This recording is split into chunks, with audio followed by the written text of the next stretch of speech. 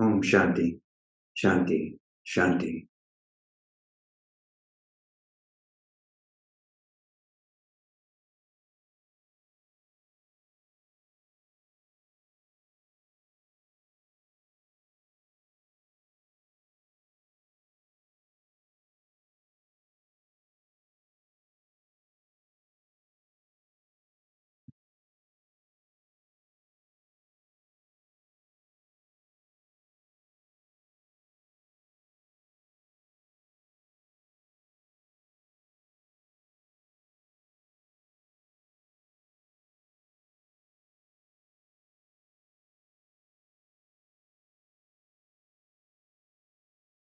Welcome, everyone.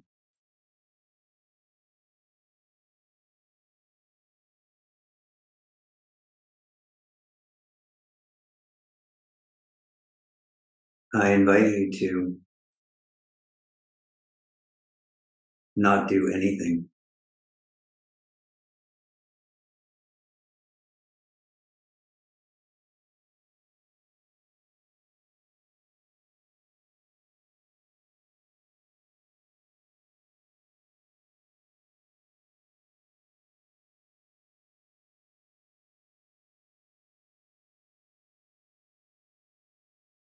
Rest as the heart of awareness.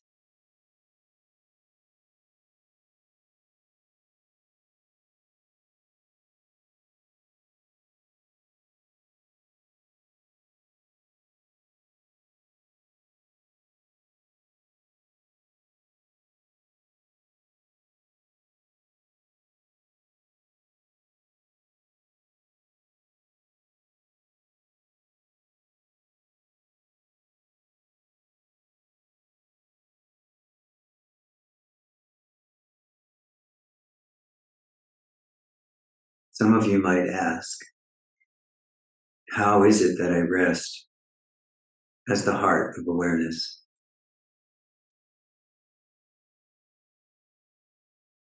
I have this busy mind, this busy body, this impulse to do.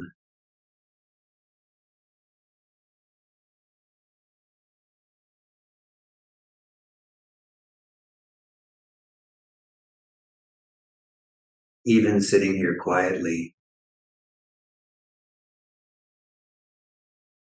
you are doing.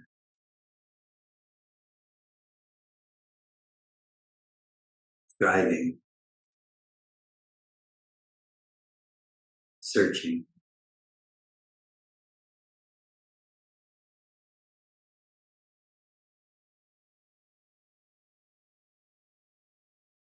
Not realizing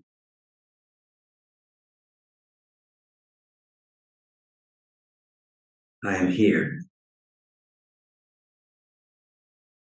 now.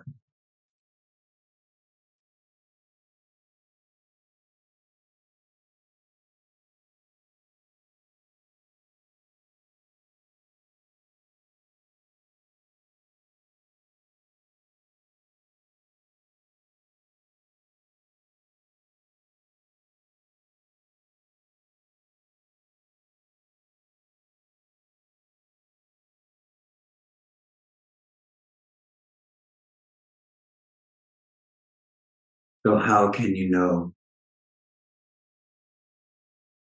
that you are resting as the heart of awareness?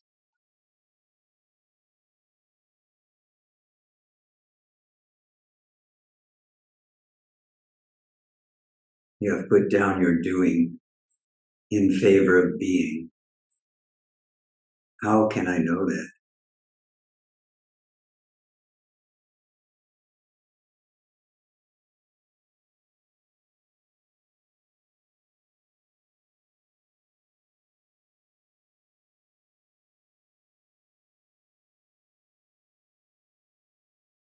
Ask yourself, am I aware? Here, now.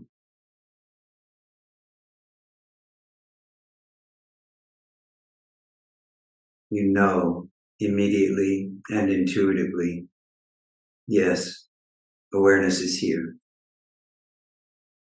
Not even I am aware. Awareness is here.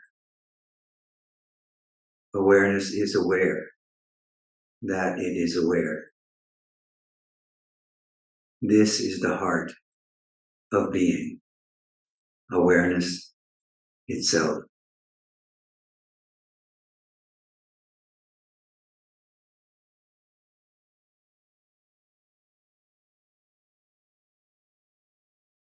How is it that I know that this is the heart of awareness?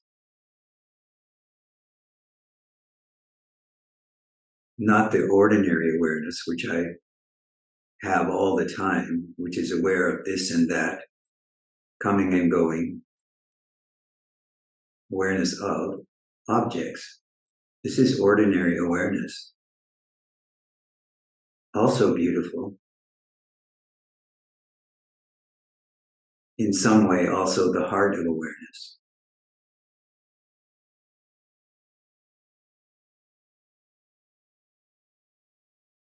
But today, I point you toward knowing that you are the heart of awareness. Not you as a personality, of course. That awareness is aware, it is aware. This is the heart of awareness. The way to know this for yourself is to ask yourself the question, am I aware?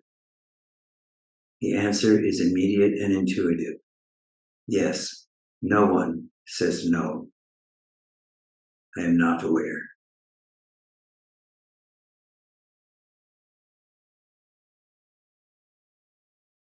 This knowing is the heart of awareness. This knowing, this intuitive perception that you are aware in this moment, here and now, is the foundation on which you build your fantasy life. The reason I say fantasy life is because you don't simply sit in this being, consciousness, presence,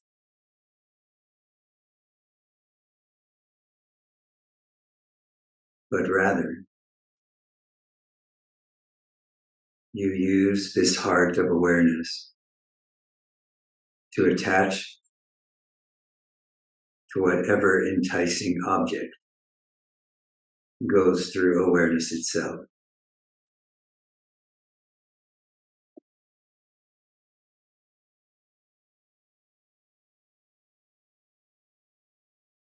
And then you play with that object until you are finished with it.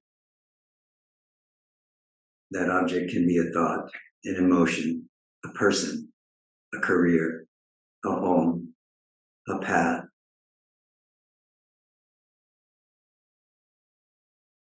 As long as you know that you are playing, dancing, if you will, you don't get yourself in trouble. You are just playing, knowing that you are before whatever object you're playing with as the heart of awareness. The trouble comes when you think, believe, act as though the object you're playing with is real and it is yours. You have forgotten that this is the mind of God which is playing. You think it is mine and you want to keep it, or you want to get rid of it. Both are true. And what you want to keep now, you want to get rid of later.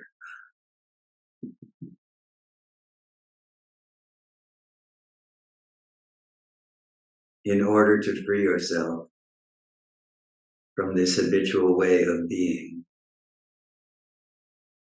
as a body-mind. You must come back to pure being. The way back is simple and direct. It is the question, or the recognition, rather, I am aware.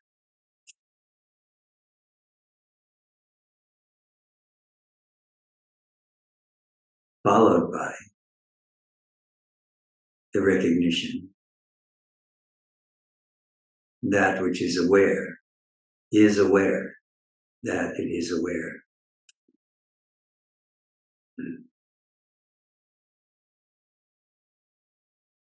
And rest. So in this moment, you can be hearing or not hearing. You can be doing or not doing. You can be listening or not listening. You can be gathering information or not.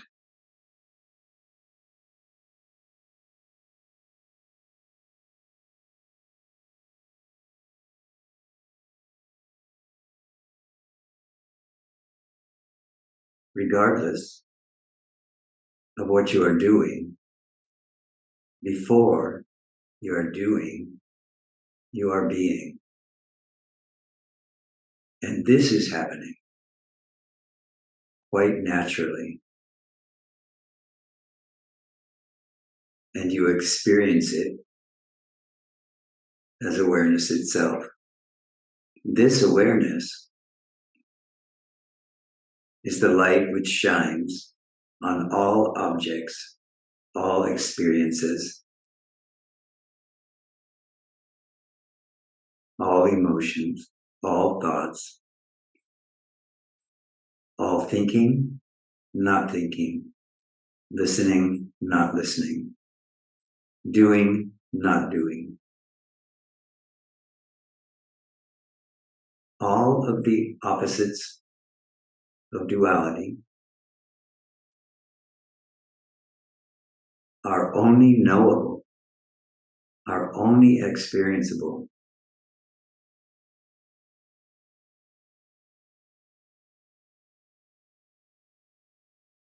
because you answered yes when you asked yourself, am I aware?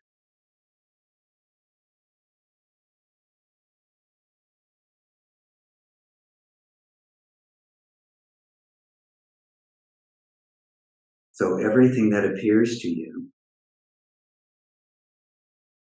everything that is knowable in the awareness of form is knowable because of the prior awareness, I am, or I exist. This I am, or I exist, however, isn't related to your belief that you are the body. It's not related to your belief that you are the mind. It's not related to the experiences you're having or think you're having.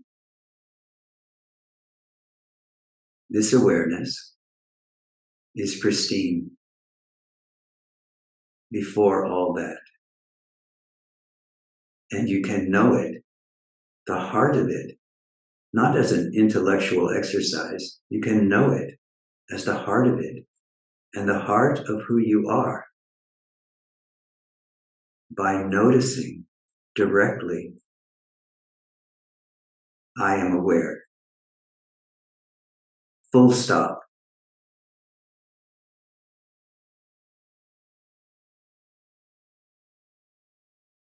It's in this moment of direct perception that you are aware, that awareness is aware,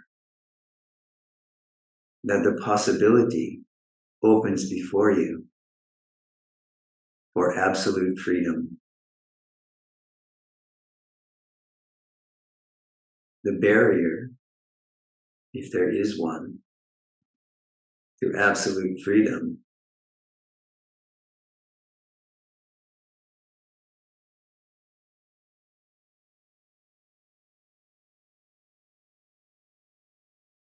is this tendency to chase after the objects which arise in awareness itself. But as soon as you commit, as soon as you remember to come back into this recognition, that which is aware here and now as all of this. You come back to freedom, to what you already are. Nothing new created, just the recognition of true nature. It's in this open awareness, free of the opposites,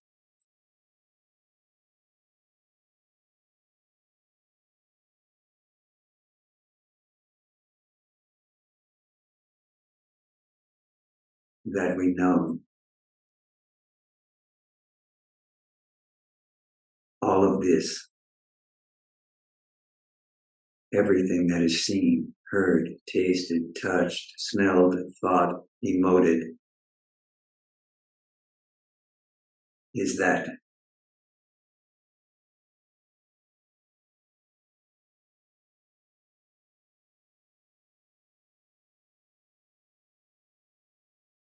Nothing to be afraid of, nothing to reject, nothing to accept.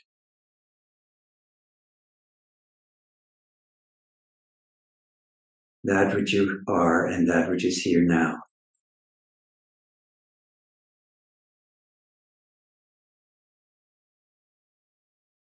Is free, aware, one.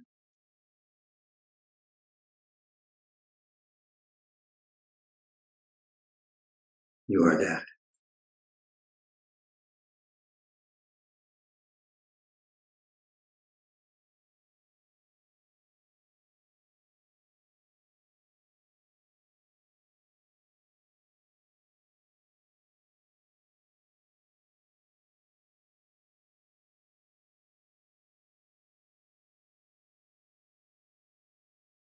Are you aware?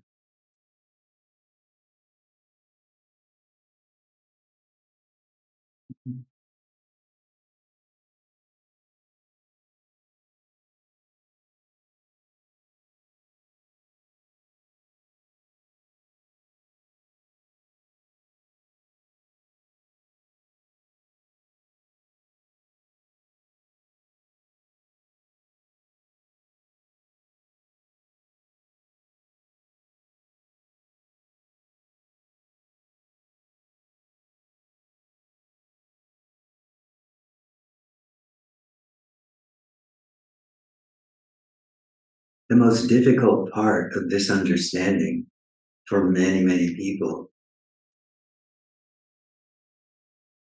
is that you have to return to simplicity, don't you?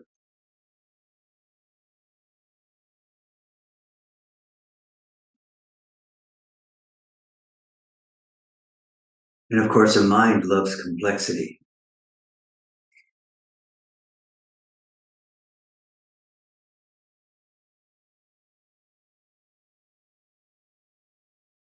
So you have to ask yourself,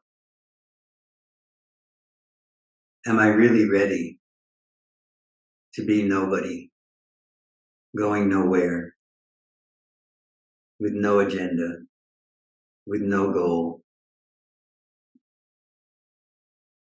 not even enlightenment? Are you ready for the direct perception of being consciousness and bliss in this moment.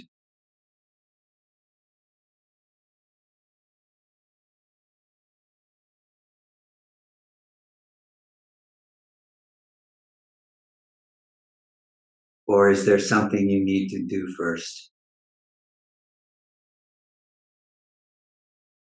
Someone you need to be, some desire you have to fulfill, some relationship you have to have,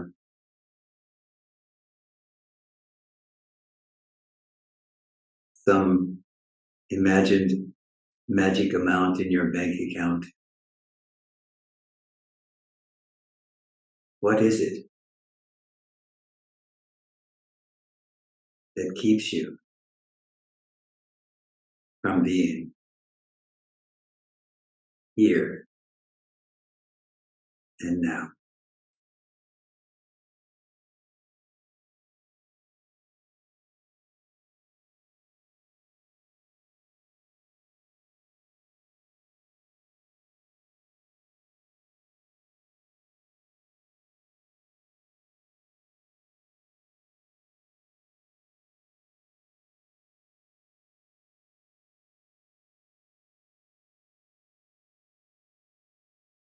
This life that we're living, that some of you refer to as spiritual life, requires us to look at these kinds of identities that we manufacture for ourselves and ask ourselves, can we let go of this? Can we let go of that?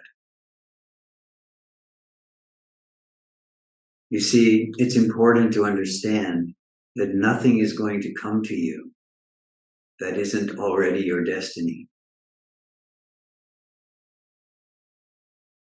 Nothing is going to come to you that isn't already here in order to wake you up to the recognition of your true self.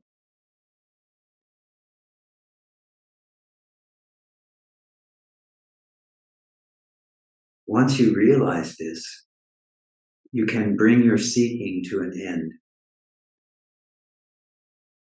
You can just let it dissolve.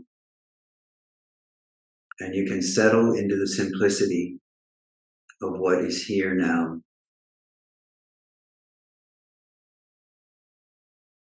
And then with every arising awareness of something which is here now, ask yourself the question, am I aware? Yes, will come the answer from the heart of being. This is not coming from the mind. If it's coming from the mind, you have to think about it. If you ask yourself, am I aware? Yes is immediate. Attention simply turns and looks, quick check. Yes, this is the heart which is speaking. You are already rooted in awareness. Your foundation is already liberation in awareness. Do it. Let yourself stop as often as possible throughout the day. Let the activity go on, but know it is not yours. Know it's not yours by remembering that which is aware is here now and is the foundation for all of this. All of this is that. Now you are free.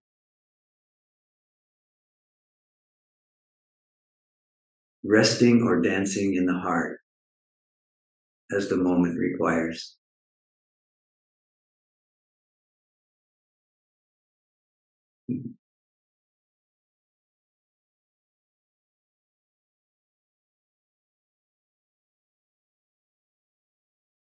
What do you think? Are you capable of this kind of simplicity or not?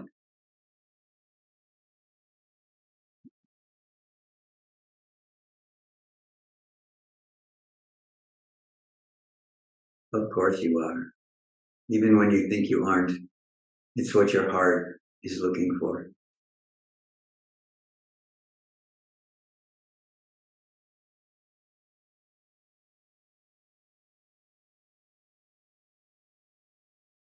The reason you are here.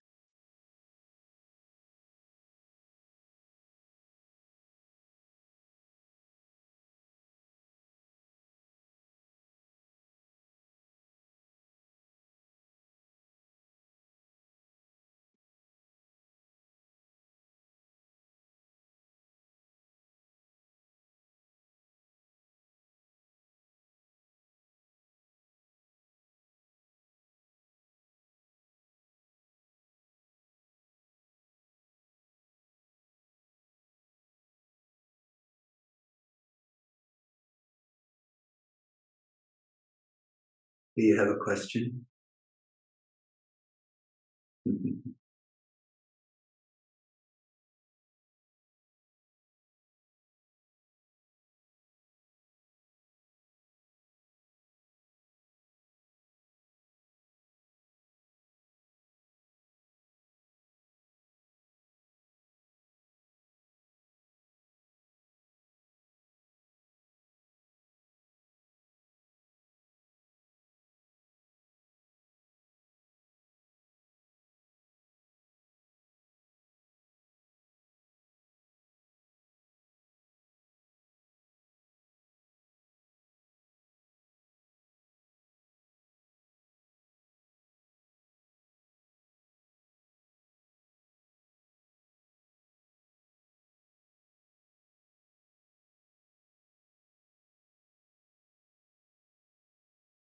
Very good. No doubts tonight, huh? Or today. You are all free. Ah, there's one. Hello, Coco. I saw that question on your face. I was waiting for you to raise your hand. Turn your microphone on. Okay, can you hear me? Yes? Yes, I think so. Go ahead. Yes. Nice to see you. Hariom. Hello. Yeah, thank you for being there as always and for sharing everything.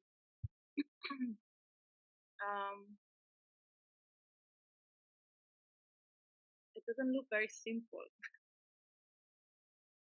Like, we should come back to this simplicity, as you say, but actually, there's a lot of work to do. And my simple question is, what if is if there is some desire still,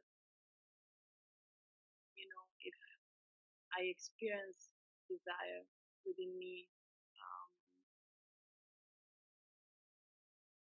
but I feel that it comes from my heart, for example.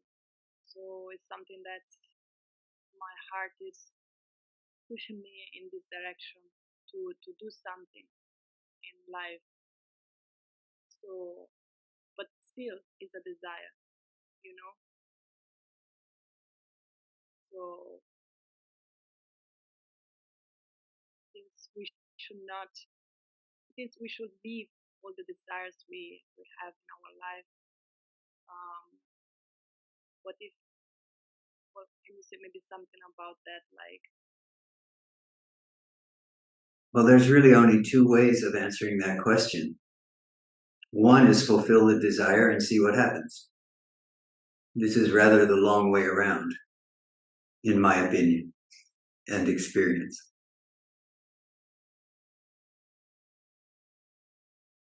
The other is to remain aware that the desire is arising and then do nothing with it. Just remain aware. This is here. This desire is here. The thought that you have to fulfill the desire is not coming from the heart. It's coming from the mind. It's feeling the pressure. This is the pressure of a samskara or a tendency. Okay? You understand? Huh? I follow you. I try to follow you. Okay. There's nothing rising in the mind but the tendencies which have created this mind and body complex, which brought this life into existence, this apparent personal life into existence.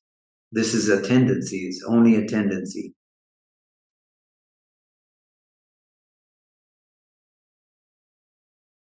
If you are resting in the heart of being as awareness itself, right, which is the closest form of pure consciousness that we can get to in this body mind, using this body mind, is to know I am aware. This is as close as we can get. If we go to the pure form of consciousness, it's like being in deep sleep. There is nothing there. Consciousness itself is simply there. It is not coming into being. It is not going out of being. It is Brahman. It is here, present, all the time, under all circumstances. Okay? So something has brought this body-mind into existence. This is some tendency or cluster of tendencies, which has created for the purpose of experience, for the purpose of knowing oneself, for the purpose of consciousness itself to know itself, has brought this body-mind into existence. Okay? All right. So the very first experience of coming into existence is the notion, is the felt expression, I exist or I am. This is the very first recognition. This is not different from the recognition, I am aware. These are the same. I exist is a feeling state. I am aware is not a mental state, it is a feeling state. I am is a feeling state.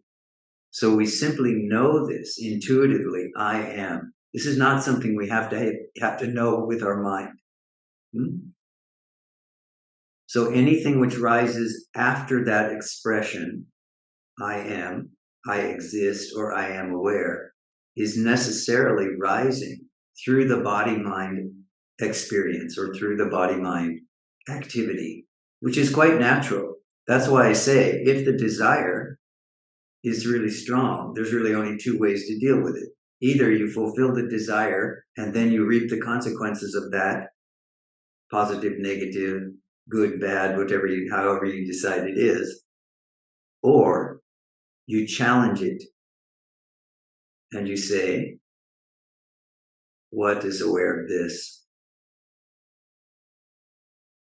And then you observe very deeply.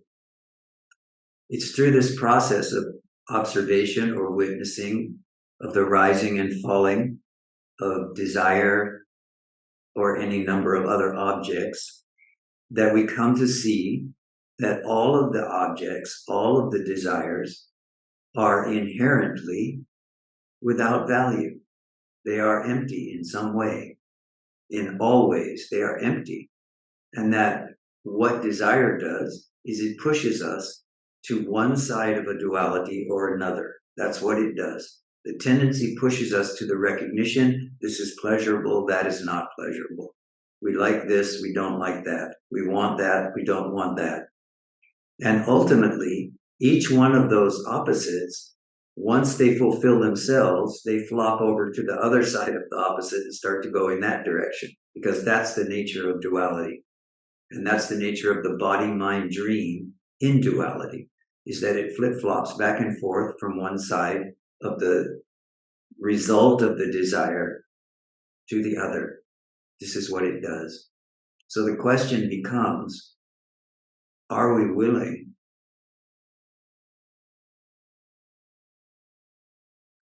to spend a lifetime or eternity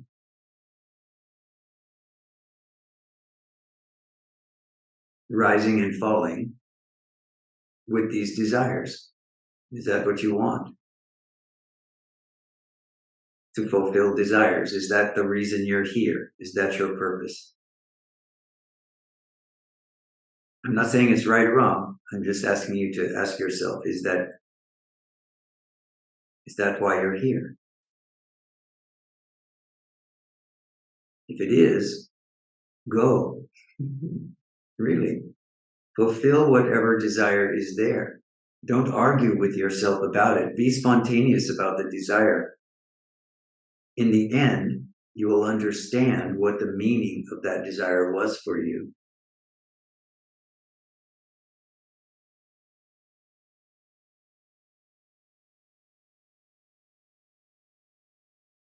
But you can also ask yourself, do I want to do that dance of desire? And all of us, for long periods of time, may have been involved in that dance of desire. Again, I'm not saying it's wrong. I'm saying that is what leads us to this recognition that true happiness, the happiness which we are naturally, is not going to become stable and firm through the pursuit of desire. Because desire is in the world of, or in the realm of duality. So it is always going to fulfill itself. Once fulfilled, it is going to recede, and then it is going to rise as some other desire, all in the attempt to become happy, using objects, body, mind, and world. This is the path of experience, we can say, in the body-mind. But we can also ask, who is this I, which is engaged in this pursuit?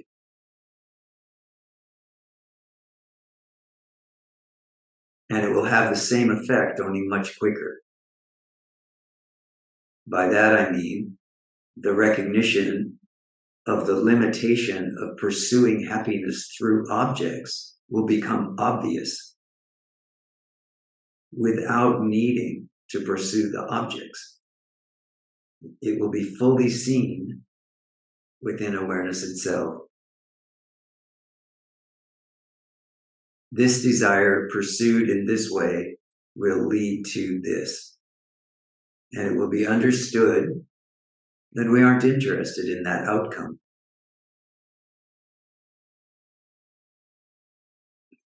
Yes? For example, okay, first I need to meditate a lot about what you say. Yeah. For Or example, not. First I say that I need to meditate a lot on what you just said. This is my first thing I want to say. And the other one is, for example, like in your life when you started looking for the liberation, was not also kind of desire you had for within you. Yes.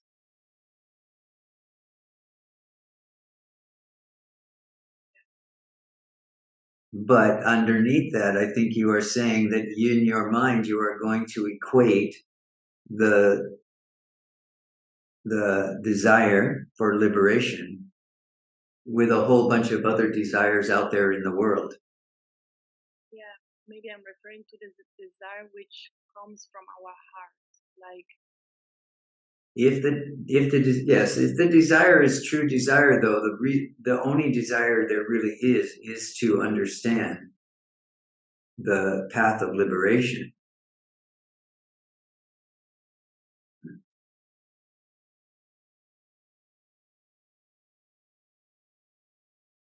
To understand that you are already free, that you are already happy, that this happiness resides in you, and that that there is nothing else that you need. This is the consequence of the desire for liberation, the desire for knowing. All other desires just pull away from that.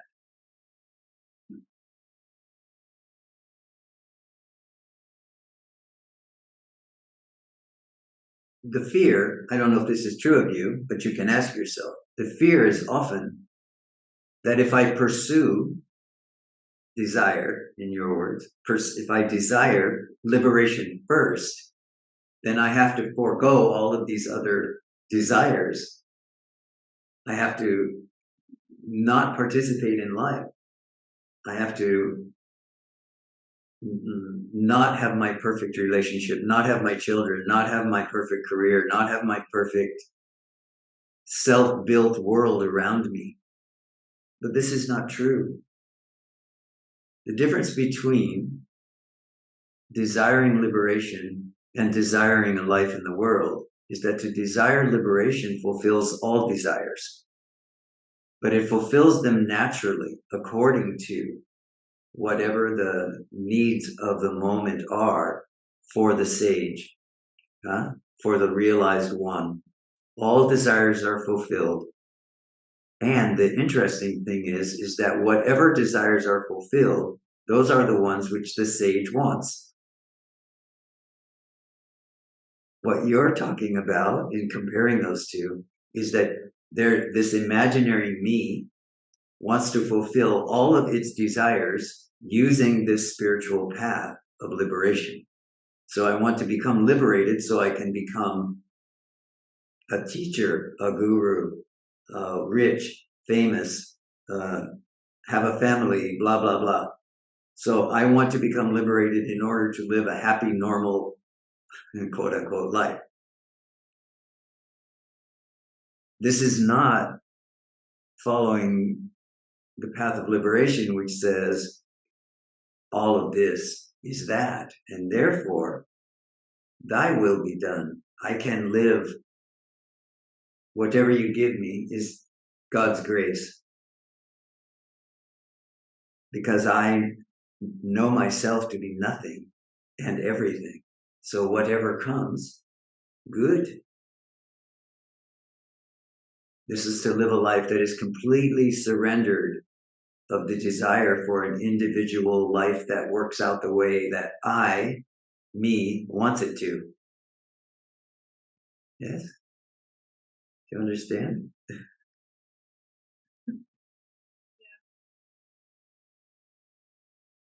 The fear is always that I won't get what I want. But understand that the very definition of awakened life or awakened living or liberation itself or being consciousness is that it's all good. I don't need to desire a life that fits a certain format or looks a certain way. The life that I have is the life that I want. The life that I'm given is the life that I want. And all the trials and tribulations that come along with that.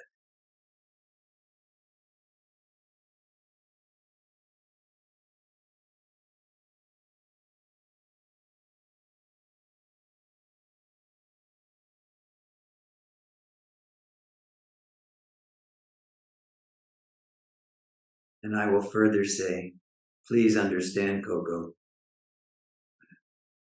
you have not made any mistakes in order to get here. So whatever you choose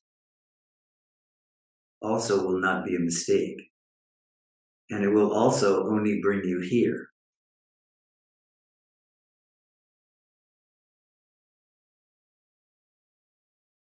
Yeah, I was thinking actually to my desire to go to India, which brought me to you. Yes. This was also desire. Yes.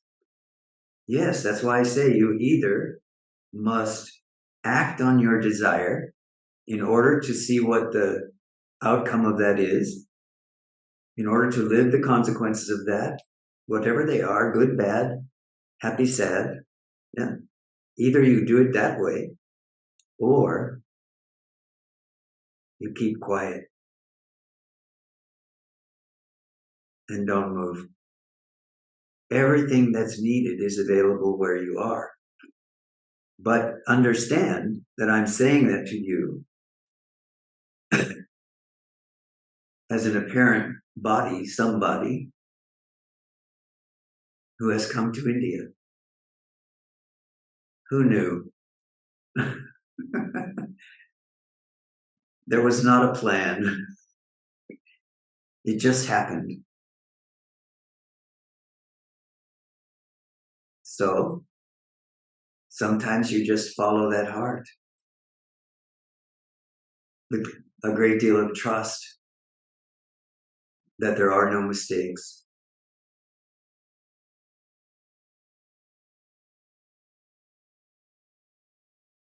Don't think any of it is real.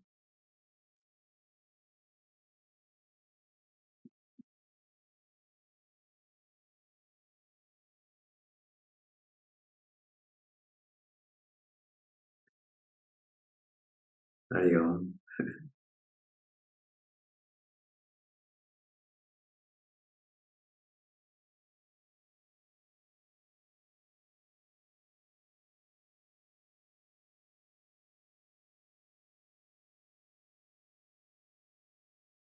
You see, what you are destined to do, you will be compelled to do. What to say? It's not you that's being compelled. It's life itself which is compelling. Start where you are, but don't know where you're going. If you think you know where you're going, such grief is following.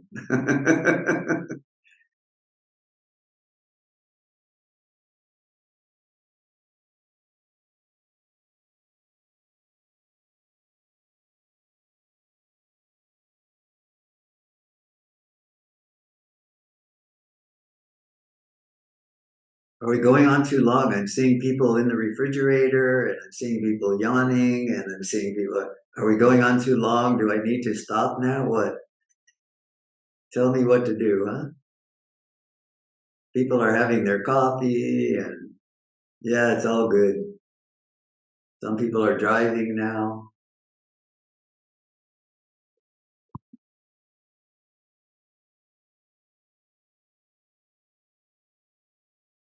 This is life, eh? Nothing stays the same. Everything is constantly moving. And yet we are here. So all of you that are moving, going for your coffee in the refrigerator, driving your cars and everything now, please notice that the body is moving, but you haven't gone anywhere. You're here aware. The body is moving. So Coco, you want to come to India, please come to India, but notice that you don't move. Put the body on a plane, put it in a car, put it in a train, move it wherever you want to move it. Put a backpack on your back and head into the Himalayas. No one is going anywhere. Nothing is happening. This is the dance of life. You are life itself. Notice what does not move, and you can know this.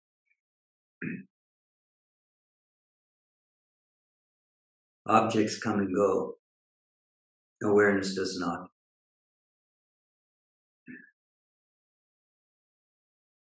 Okay.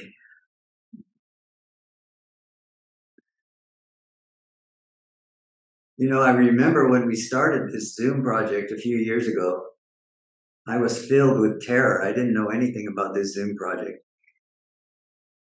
Didn't know anything about this. Now I love it. I had no way of knowing. Each week you come in, I see you come in one at a time. I'm so happy to see each and every one of you. I can see 30, 35, 40 of you at a time. It's beautiful. I love it. I can see what's going on in all of your houses. I can see your cats and your dogs and your children. It's quite interesting and I love it. Yeah. So we have no way of knowing. That's what I'm saying. We have no way of knowing. Just start where you are and don't have an end in mind. Let life guide you and lead you. You don't know.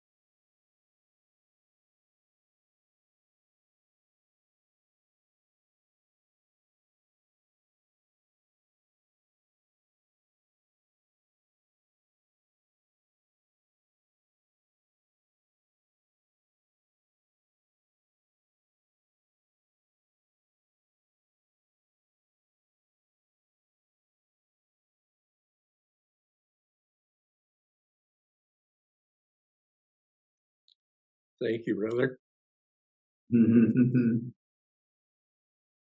Hello. You're welcome.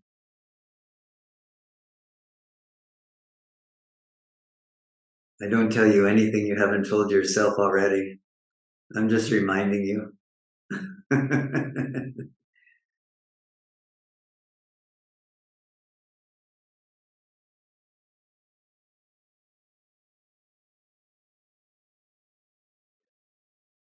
Hi, Rishiji. Hello, Ron. Happy to see you. Same here. You probably know the answer, but I'll ask it anyway. How do I drop the attachment, it seems, to the feelings associated with sort of this bliss of, just being, which is very obvious in your presence and in the presence of other sages, but there seems to be an attachment to that, because if I, go throughout my day, whenever I do remember to ask, I don't get, that sort of feedback, and especially in sort of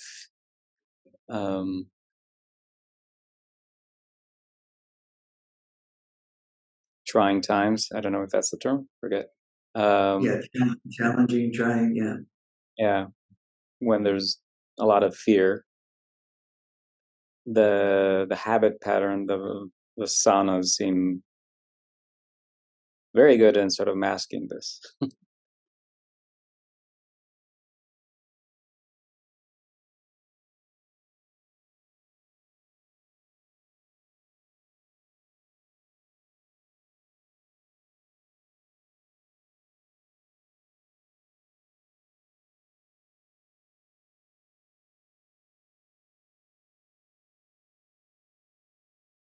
First of all, don't let go of the relationship with the sage.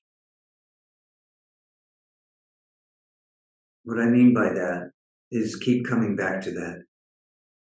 So what you are doing by coming to satsang, what you are doing by taking up the way that's being pointed at,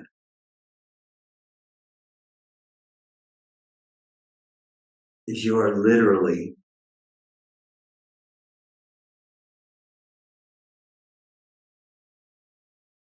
forming the pathways in your own experience back to the self. You see, everyone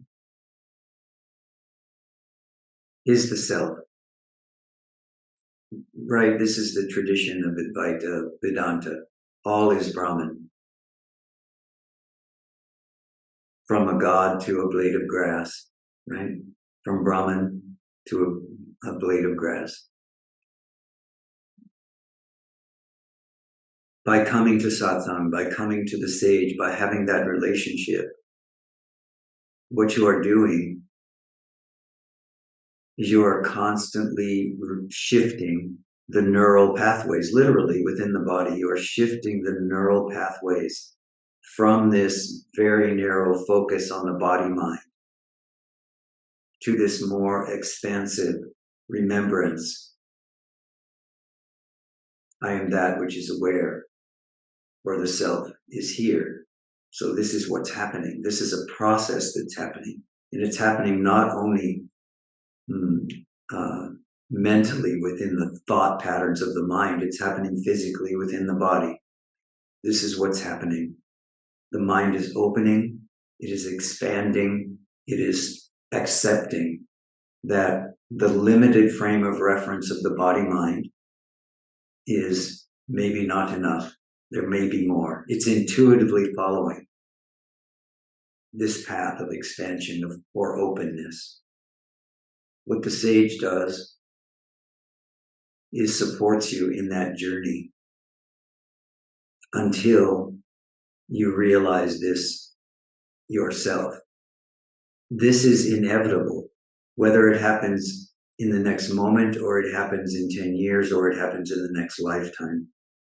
To be able to be here, to be able to hear this, to be able to fall in the presence of the satsang into this space of open awareness means that you are building this foundation brick by brick, week by week. Every time you remember to ask the question, am I aware, or who am I? That this is what you are doing. You are creating this firm foundation in which to understand, to know directly through perceptive intuition that all of this is that. So keep it up.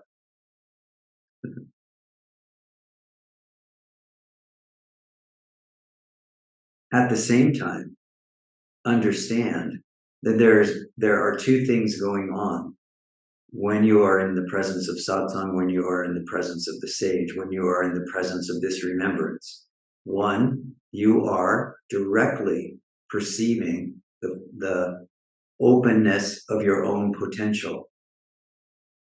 In doing so, you are also bringing to the fore the limitations which the mind accepts and which seem to prevent you from living as that awareness all the time. So there is a process of purification which is going on. What you're calling challenging times, you're calling challenging times from the perspective that there is a me which is being challenged, and that's how it feels. That's how it is directly experienced. But in truth, what's happening, and if you can remember this, it's really helpful, is that you have agreed to a process of purification of all of the veiling tendencies, all of the veiling samskaras in the mind around the belief that you are not yet ripe, that you have more work to do, that you have more suffering to endure.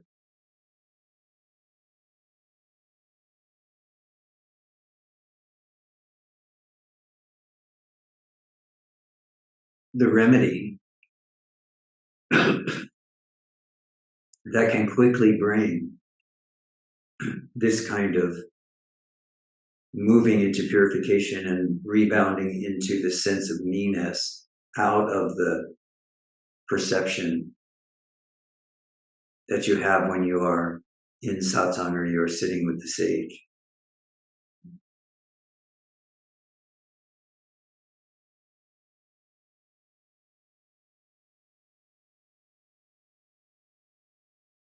In a way, is to become willing to accept whatever the experience is bringing in this moment with the belief, with the understanding, with the recognition that you are willing, for the sake of knowing who you are, to endure whatever you have to endure.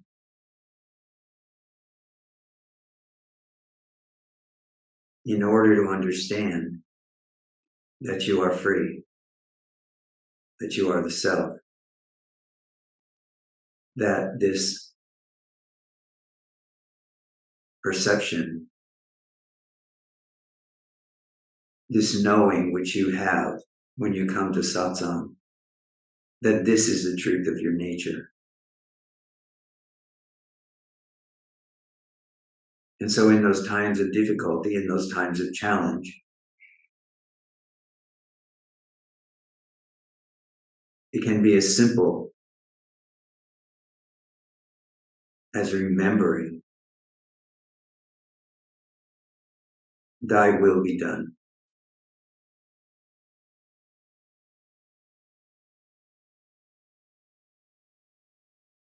Meaning,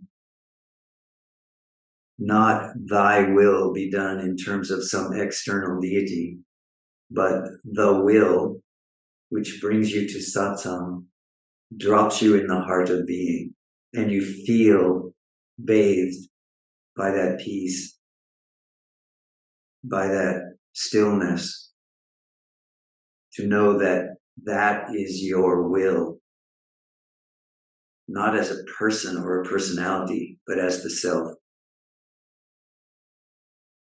And so when you say, thy will be done, in the middle of your trouble, in the middle of your suffering, it's not different from when Christ was being persecuted. And he said, thy will be done.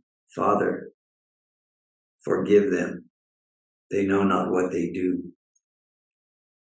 This is the attitude that you have to take in difficult times, whether it's difficult times in your personal life, difficult times with your health, difficult times in your relationships, difficult times in your work. Understand that you are purifying the belief that you are not the self. This is what you are doing.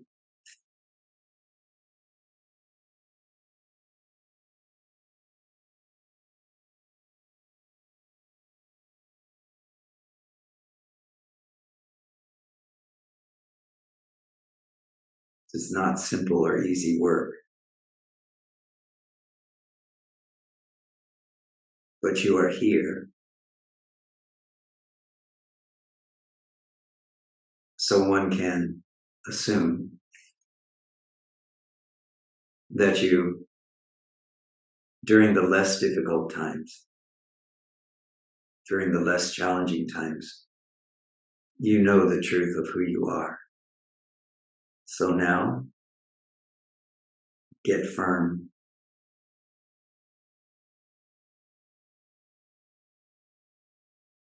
Get stable. And this is a common experience, isn't it, everyone? This is a common experience of this going back and forth between I am the self and, oh my God, I can't do this anymore, this difficulty, whatever it is, whether it's your relationship or your business or, oh my God, I can't do this anymore. I'm definitely not, I know I'm not awakened. I know I'm not. I just know I'm not. I don't know the truth anymore. It's going back and forth, this dance. So, know that you are aware on both sides of that dialogue, that internal dialogue that you are having with yourself, and that is showing itself to be your experience in the world. Know that between those two is the path for you. The path of stillness, the path of awareness. Bring awareness to everything. In order to bring awareness to everything, it means that when you are in those moments of difficulty and in those moments of challenge, you have to be willing to be aware and have no opinion about it. This stops the reactive emotions that cause us to swing back and forth. Are you able to be present with whatever difficulty, whatever challenge is here now,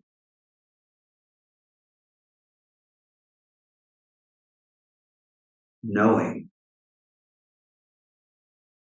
that it is difficult, so there's no suppression going on, no denial, but also knowing that you are not the difficulty, you are the awareness of the difficulty. You are before all of that, and that what seems to be manifesting is manifesting out of the desire to know yourself, to know the truth of your own being. Be persistent.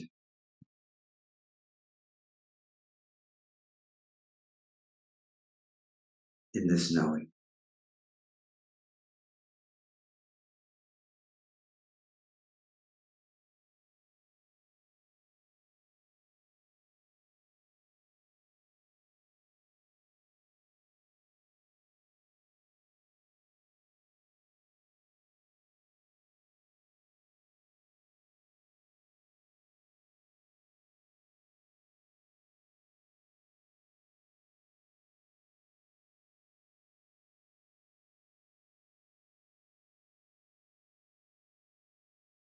So much gratitude, Rishiji, for this understanding that in those moments of difficulty, the reality of that is illusion.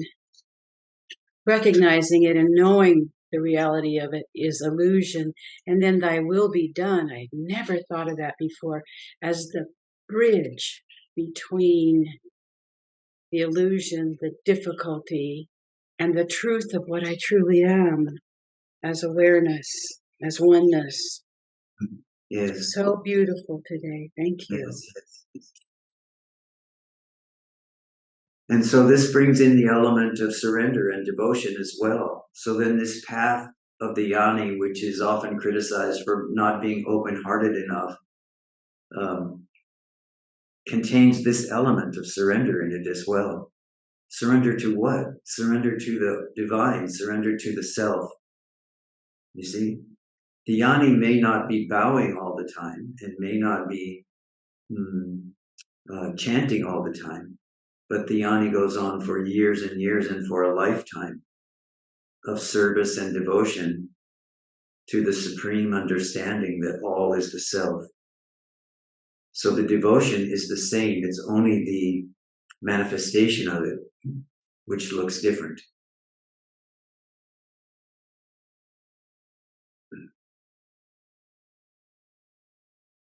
But it's very important. I'm happy for your comment because it is really important to understand that in order to know that we can't do this entirely with the mind, we do have to know that a certain amount of surrender is necessary. And in the traditions of Asia, we surrender to the deities and so on. But in truth, we are surrendering to the vision of our own knowing of who I am.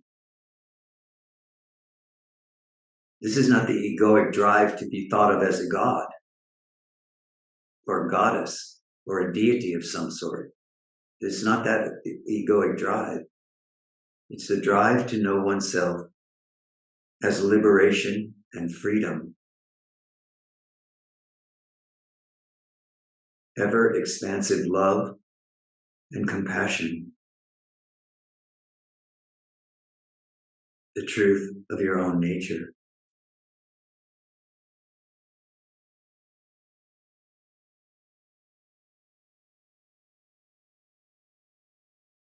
Thank you, Rishi.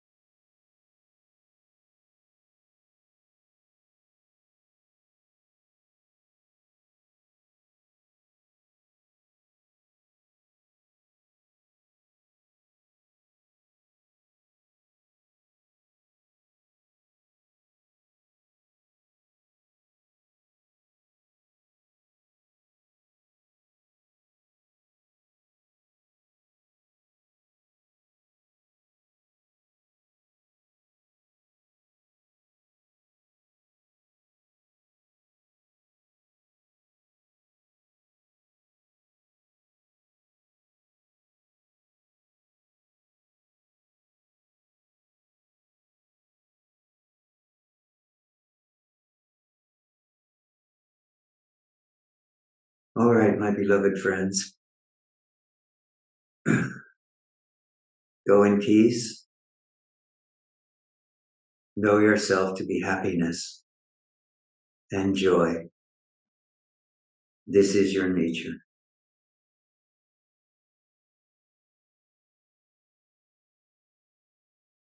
Hari Om Tat Sat.